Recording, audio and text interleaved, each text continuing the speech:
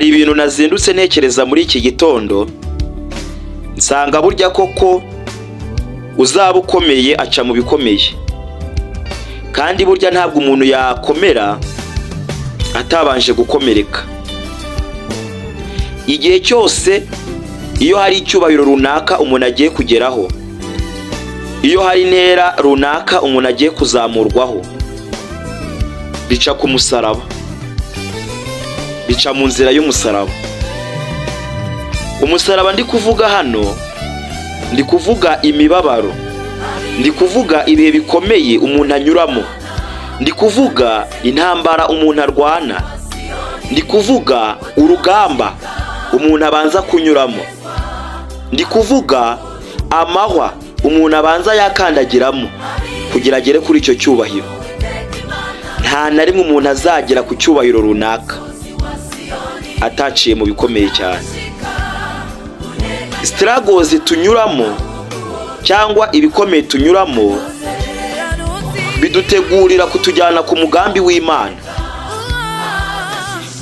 Nahoze nsoma ijambo ry'Imana, nsanga iyi nzira y'umubabaro, iyi nzira y'umusaraba, iyi nzira y'agahinda, iyi nzira y'amarira, nsanga na Yesu umwami wacu yarayiciyemo. Nahoze nsoma mu rwandiko Pawulo yandikiye Abafilipi, igice cya 2 uhereye ku murongo wa 8 kugeza ku murongo wa 11, nsanga Bibiliya iri kuvuga ngo yicishije bugufi, nta wundi bavuga ni Yesu. Yicishije bugufi araganduka, ntiyanga no gupfa ndetse urupfu rwo ku musaraba. Nicyo cyatumye Imana imushyira hejuru cyane, ikamuha izina risumba ayandi mazina yose, kugira ngo amavi yose apfukame mu izina rya Yesu, ari ibyo mu ijuru cyangwa ay'ibyo mu isi cyangwa ay'ibyo munsi y'isi, kandi indimi zose zihamye ko Yesu Kristo ari Uwiteka, ngo Imana Data wa twese ihimbazwe. Yesu akwiriye guhabwa icyubahiro, Yesu akwiriye gushimwa, akwiriye gusingizwa, amavi yose akwiriye kumupfukamira, indimi zose zikwiriye kwatura zikavuga ko Yesu ari umwami. Ariko ibyo ngibyo byabanjirijwe n'umubabaro, byabanjirijwe n'umusaraba, byabanjirijwe no kugeragezwa, byabanjirijwe n'intambara ikomeye yabanje gucamo. Nahoze nsoma Bibiliya, nsanga igihe Imana yashakaga kugira Dawidi umwami, ntabwo yahise imuhereza ikamba rya cyami ako kanya, ahubwo yabanje kumucisha mu ntambara.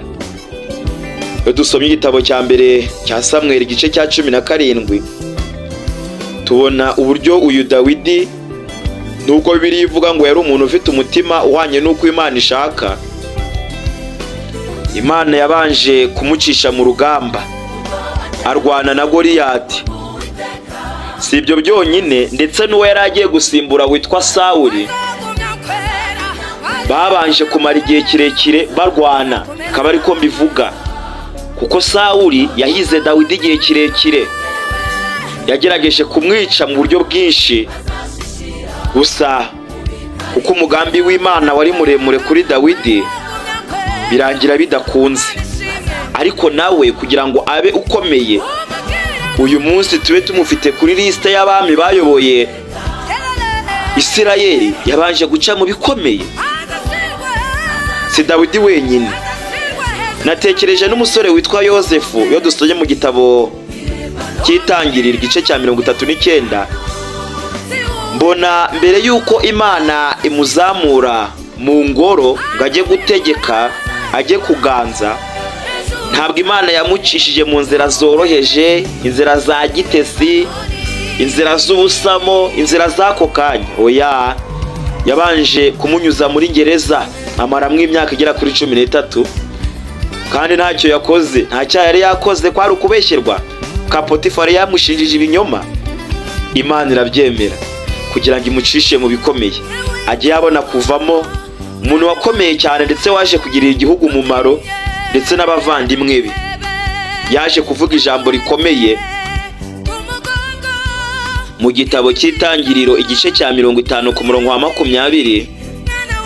Abwira bene se aravuga ngo, ku bwanyu mwari mushatse kungirira nabi, ariko Imana yo yashakaga kubizanisha ibyiza kugira ngo isohoze ibi biriho none, ikize abantu benshi urupfu.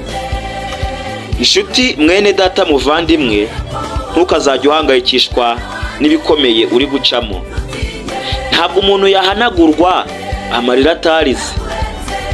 Ni ngombwa ngo turire kugira tubone ayo tuzahanagurwa, kandi uwarize menshi azahanagurwa menshi, n'uwarize make azahanagurwa make. Kandi nanone ntabwo habaho igisubizo hatabanje kubaho ikibazo. Ni ngombwa ngo habeho ikibazo kugira ngo igisubizo kize. Natekereje no ku mugaragu w'Imana Mose kugira ngo abe umuyobozi w'Abisirayeli, ntabwo Imana yahise imuzamura kuri stage ngo abe uvuga rikijyana, ahubwo nawe yabanje kumucisha mu butayu, nk'uko tubisoma mu gitabo cyo Kuva ku gice cya 3. Mose yabayeho imyaka 120. Imyaka 40 ya mbere yayibaye kwa Farawo muri Egiputa. 40 ya kabiri yayibaye mu butayu aragira intama, ubushyo bw'intama za sebukwe Yetiro. Indi myaka 40 yayibaye mu butayu ariko ari umuyobozi ayobora ubwoko bw'Imana bwa Isirayeli. Abamvuze yaba ari umwana w'Imana Yesu Kristo, yaba ari Dawidi, yaba ari Yozefu, yaba Mose n'abandi bose ntavuze, bagiye bagera kuri misiyo y'Imana yabateganyirije, kabone nubwo byabanje kugorana. Ibi byatumye Imana ibigarurira bagera ku rwego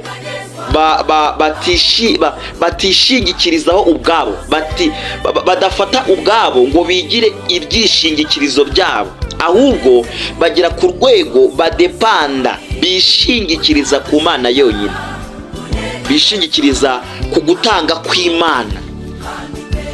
Rimwe na rimwe rero mu bihe byinshi dutekereza ko Imana iri kutumenagura, iri kutubreakinga down, iri gutuma duteseka. Nyamara ntabwo ari uko bimeze, ahubwo burya Imana ibiri kutwubaka binyuze mu musaraba, binyuze mu mubabaro, kugira ngo ihumure izaduha natwe tuzarikomereshe abandi bantu bazaca mu bisa n'ibyo twaciyemo. Ubundi kimwe mu bintu bizakwereka ko watoranyijwe n'Imana cyangwa ko watoranyijwe n'Imana nuko ikugerageza, igucisha muri test. Kandi uko kukugerageza si ukukwangiza, ahubwo ibiri kugira ngo igukuze, igukomeze. Ntabwo umuntu yaba umusirikare ngo ahabwe amapeti atarabanje kunyura ku rugamba cyangwa ku ikosi. Kandi buriya iyo mu ruganda barimo bakora materiyeri zikoze mu byuma, kugira ngo materiyeri ibikomeye nuko icishwa mu muriro, bayicisha mu muriro bakayihondagura bakayiforoma. Muvandimwe mukundwa, ntabwo Imana ikwanga, ahubwo iri kugutegurira ibintu bikomeye imbere yawe.